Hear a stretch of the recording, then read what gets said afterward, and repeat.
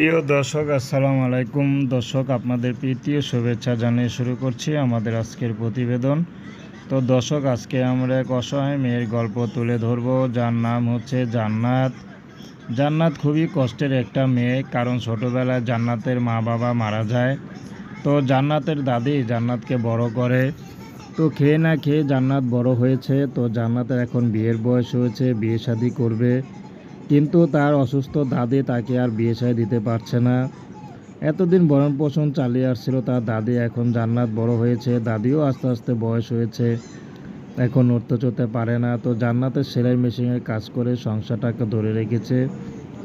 তো জান্নাতের একটি কথা, যে আমাকে হয়তো বিয়ে করবে দেখে শুনে বা আমাকে জেনে আমাকে পছন্দ করে, সে কখনো ঠকবে না, কারণ আমি গরিবের মেয়ে এবং আমি ছোট থেকে কষ্ট করতে করতে বড় হয়েছি। এখন যে সংসারে যাই, যত বড় পরিবারে যাই না কেন, আমি সব কিছু গুছিয়ে নিজের মতো করে রাখতে পারবো। কখনো স্বামীকে কষ্ট দিব না। স্বামী যেমনই হোক, যদি বিবাহিত হয় সমস্যা নেই বা অবিবাহিত হোক সমস্যা নেই। আর যদি বয়স একটু বেশি হয়, স্ত্রী চলে গেছে এবং একা থাকে, এরকম পুরুষ যদি হয়, আমার বিয়ে করতে আপত্তি নাই। তো দর্শক, এ ছিল জান্নাতের সংক্ষিপ্ত জীবন কাহিনী।